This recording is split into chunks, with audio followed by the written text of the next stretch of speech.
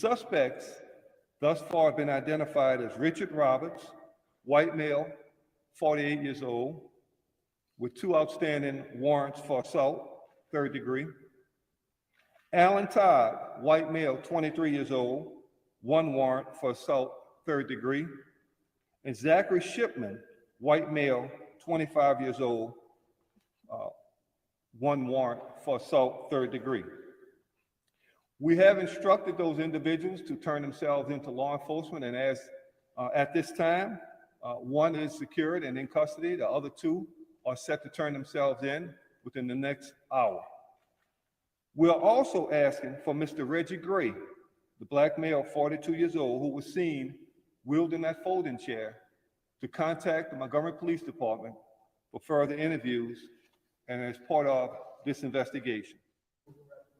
So as it relates to racial epithets in conversation and names being called, while the Harriet was still out in the water, there was a lot of, I've seen finger gestures and comments and innuendos made at a distance.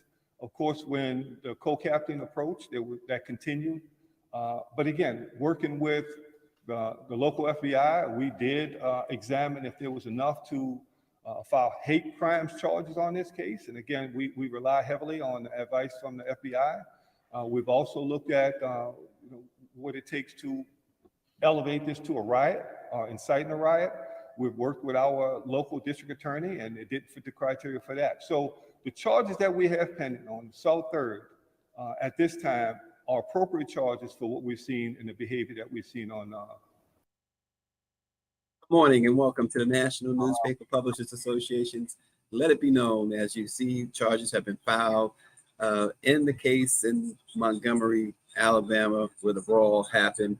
The one black man who, if you noticed, that the police chief said that they would like to have him in for more questioning, not necessarily an arrest. So that's going to be interesting to see how that unfolds too. I see Power 96 is already saying that he's going to definitely donate to his legal defense fund. Stephanie Mills says she's going to put on a charity concert or a concert to raise funds to help with the any type of bail or criminal defense that might be needed there.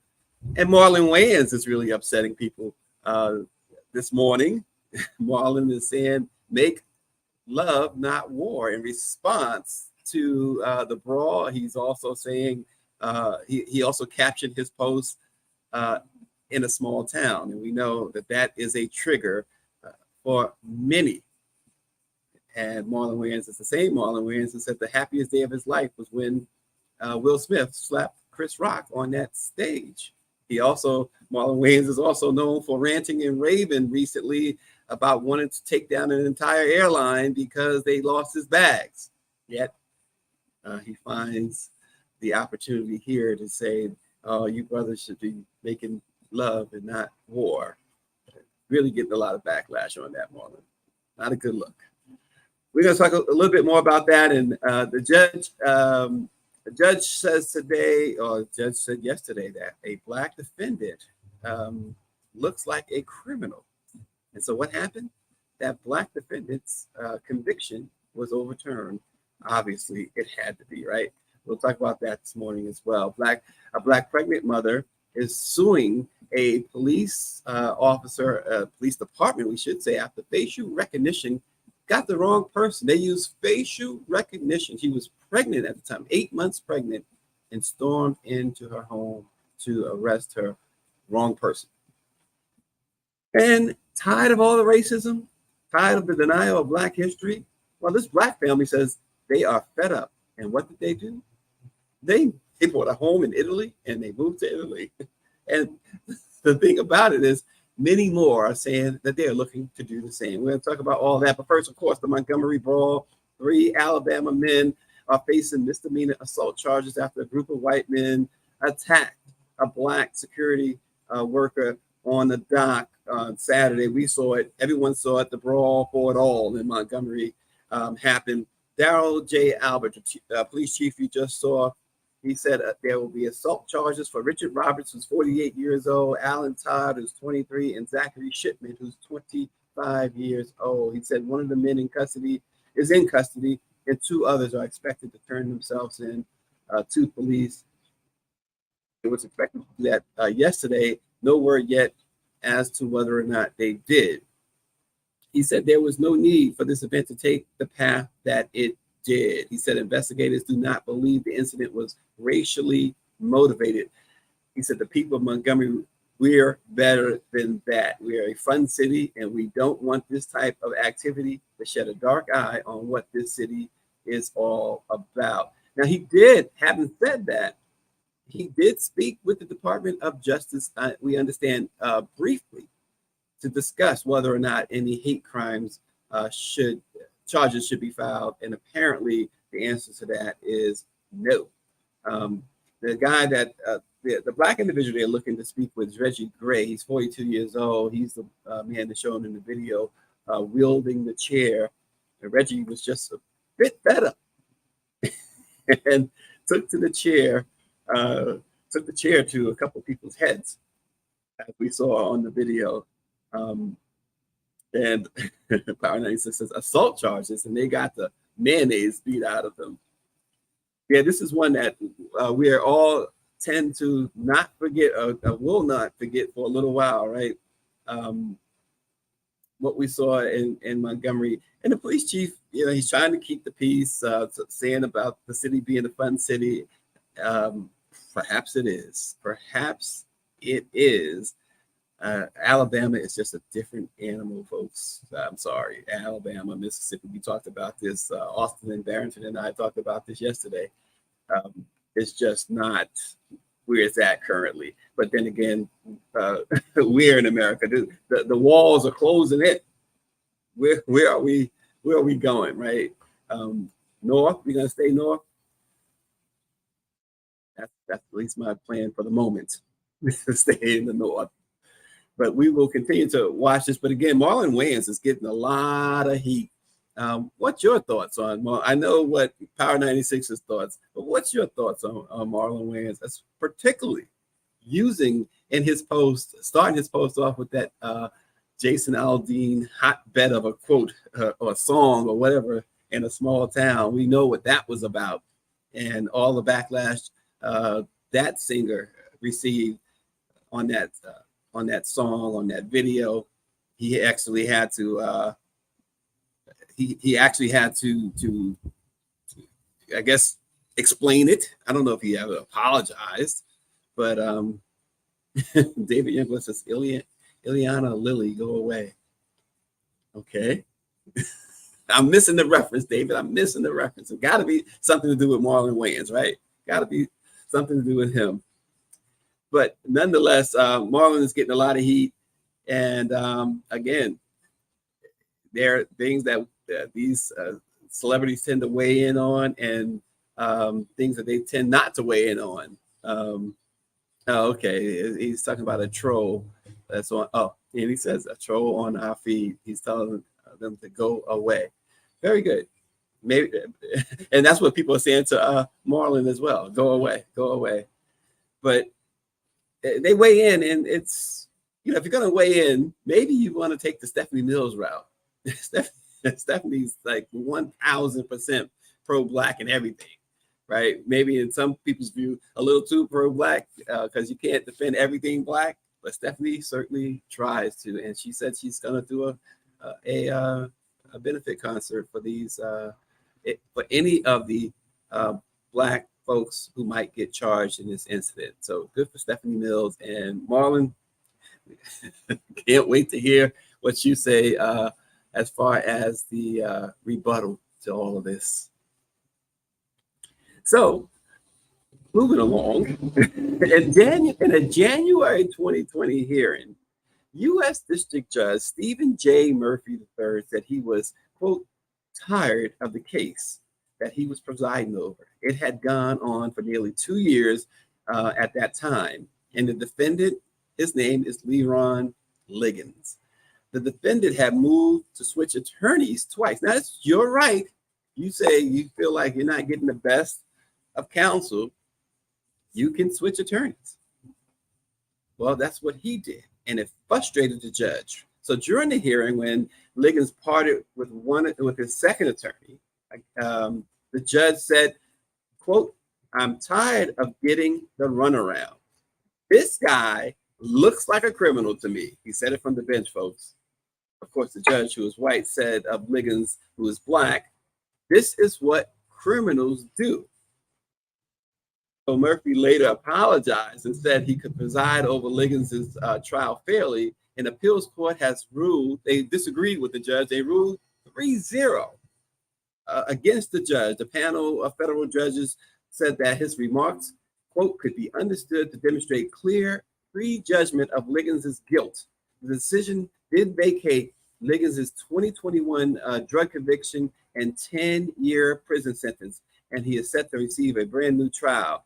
The judges said even if one were to assume a lack of racial bias on the part of the district judge, the remark nevertheless raises the specter of such bias. This judge, he was fed up.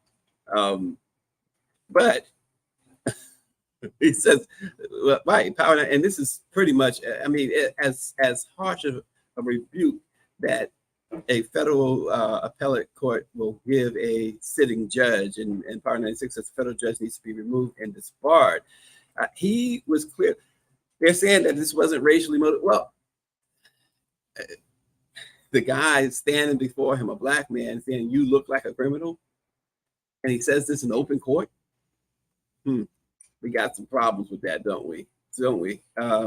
They added that regardless of what the judge meant, it's wholly unacceptable. And even the lawyers for the guy, which Liggins said they didn't think it was necessarily about race, but he says the case isn't about intentions. This case is about the appearance and optics of what words mean when they're said in a criminal case. Liggins, of course, does have a criminal history. He was indicted in a separate drug case in Kentucky and some other charges. But the bottom line is, folks, we know this is what they see when someone who looks like us stand before them, regardless of the circumstances. So this was the right thing for the federal court to do, no matter what Liggins' history might be. You have a judge presiding over the case, prejudging the case before hearing any evidence from either side. So there you have it. The conviction tossed out in the three-judge panel saying that instead of maintaining the decorum essential to the administration of justice, the district judge permitted himself to make personal and condemnatory remarks about the criminal defendant before him. They were, quote, highly concerned by the "looks like a criminal" remark, particularly because this is from the federal bench. The three-judge panel said they were particularly concerned because the defendant is an African-American man. So they recognize, look, you guys are prejudged. This guy only said the quiet part out loud. This judge said the quiet part out loud. So, and they go on to say, in this case, the risk of undermining the public's confidence in the judicial process is significant. It's true. It's very true. Power 96 says, how many more judges feel like that judge? And as we said, he said the quiet part out loud. And actually, this is one case in which a judge actually got called on the carpet for. And so we will see what happens as it moves forward. This guy's new trial, Liggins' new trial, moves forward. We'll see what happens there. A Black mother is suing the city of Detroit and the Detroit Police Department detective after she was falsely arrested while 8 months pregnant by an officer using an unreliable facial recognition match, according to a new federal lawsuit. Portia Woodruff, she's 32 years old. She was at home. It was about 8 o'clock in the morning on February 16th. She was helping her 6 and 12-year-olds get ready for school when 6 Detroit police officers arrived at her door with an arrest warrant for carjacking and robbery. She says, "Are you kidding? Carjacking?" This is what she said to the police. She says, "Do you see that I am 8 months pregnant?" The lawsuit goes on to say she was handcuffed, taken to jail, and booked. She later learned that she was implicated in the alleged incident after the facial recognition software hit, as well as the carjacking victim allegedly identifying her in a lineup of 6 photos that included her mugshot from a 2015 arrest. Police had access to her current driver's license photo, which was issued in 2021, but used the older photo, according to the lawsuit. So while the charges against Woodruff were dismissed less than a month later for insufficient evidence, she is seeking a jury trial to recover punitive and other damages. And she specifically notes the, quote, troubling implications of facial recognition technology in this case. Facial recognition alone cannot serve as probable cause for arrest, as a computer's identification is prone to errors that humans might also make. She writes in the lawsuit. David says she's going to get paid. 8 months pregnant. I mean, it's like a detective. You would think, right? Detects, and he couldn't detect that. There's no way. She's getting her kids ready for school. She's 8 months pregnant, so her stomach is showing, and they take her down. She said it was so humiliating, embarrassing, and she suffered some physical injury, as evident from bruises there that she got when they took her down. The lawsuit is the latest to zero in on facial recognition technology and its potential risks. Experts have warned against this too. There's been a lot of warnings, and now we are seeing there's a lawsuit on a lesser, less serious lawsuit going on in New York.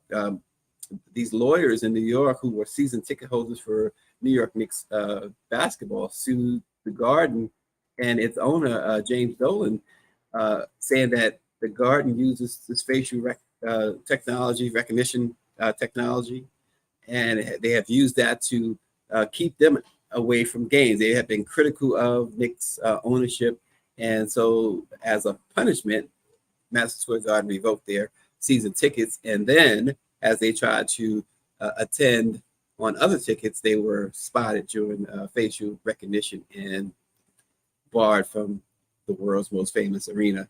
Austin says another example of common sense not walking hand in hand.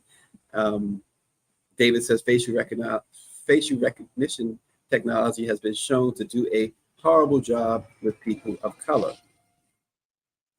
And here too, the other part of this, if you might have missed one of the points here, they had a 2016 mugshot of her, which they put in that lineup when they had access to her driver's license for 2021, which could have served to clear up any misconceptions that the complainant may have had. But they chose to go that route. And now, again, as David said, she's about to get paid. It's the bottom line. But it's fortunate. It's very fortunate that she didn't lose the baby during the arrest, that she didn't get hurt. Her kids didn't get hurt. And so usually the outcome is very different, as we know, when law enforcement is dealing with people of color.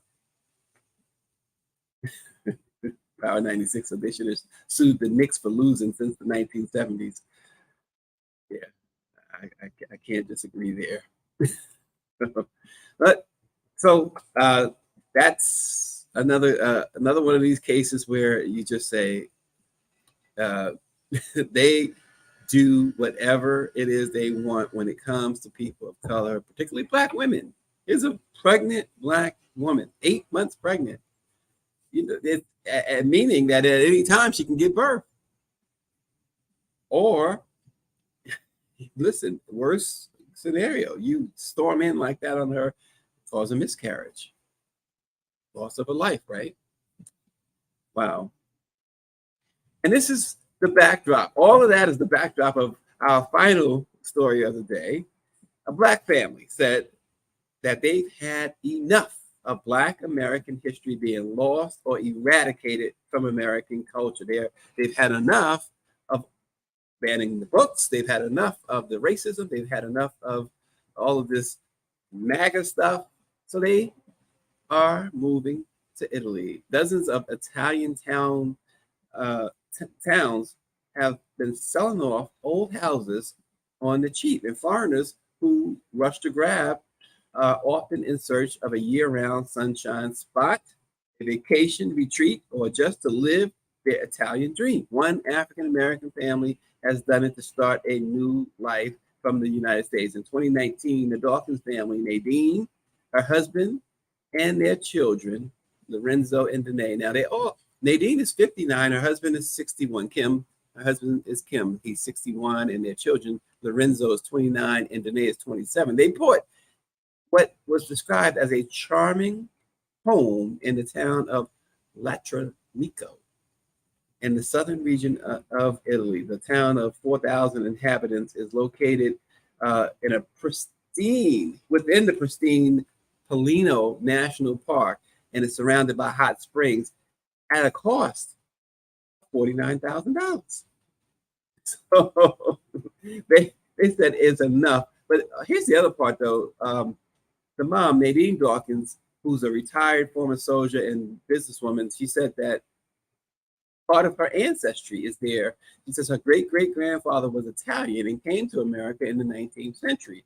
She says, after hearing my nonas, as they say in Italy, Italian nonna for grandfather, after hearing my nona's stories, I always felt a connection to Italy. As a soldier stationed in the region many years later, I vowed to return. In years more, my husband and I brought our children over to see where they hailed from. So her Italian ancestor took on an American name, she said, when he landed in the States. Clint Jeffrey was his name when he landed in the States. She doesn't know much about her great-great-grandmother, whose name is Lucinda. She was an enslaved woman on an Arkansas plantation when Jeffrey bought her and lived out the rest of his days with her, she said. Unfortunately, she says, I have no additional information about Lucinda. All I know is that she was a slave and he purchased her. My grandmother and great-grandmother never told me anything else about her. I believe it was because of such atrocities that slavery and the memories of it had on them. Because, of course, being born in the 1800s and early 1900s was a hard time for all Black people in America. So the family decided to leave America when they finally decided, after the murder of George Floyd, they said they decided that was the last straw for them. It showed the world how we as Black people in America have been treated for centuries. All the racism, all the divisiveness, all the hate that the last administration brought to the forefront has caused an exodus from America of Black people who have the means to do so, she said. So she says basically police brutality towards Black people, mass shootings from domestic terrorists, and just the overall hate in this country is why we are leaving the USA.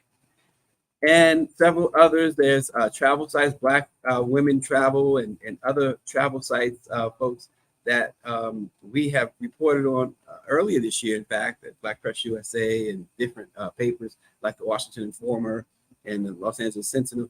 We've reported that there is several groups of Black women-led groups who are finding new homes abroad to leave America for those same reasons that the Dawkins family has decided to leave. Michelle Madison says her first cousin recently moved from Florida to Panama. She said that she and her partner could no longer deal with America. And Power 96 says Italy is the home of fascism. Oh, good luck to them, he says. Well, Mike B says, I would much rather move to Rwanda and Ghana before I move to Europe. And there's a lot of people doing that. I bet Austin can attest to that. He goes to different African nations, seems like a couple times a year. But there are many who are saying enough is enough. I have a cousin who moved to Canada. What are you going to do? And David says, and Italy now has a very right-wing government. So in other words, David, unless you do what Mike V says and go to Ghana or somewhere like that, you're still going to run into American-type problems for Black America anyway. Unbelievable. Well, folks, we appreciate you guys joining us this morning for a quick hit on today's top stories to get your day started. We will see you again tomorrow. Thanks for joining us.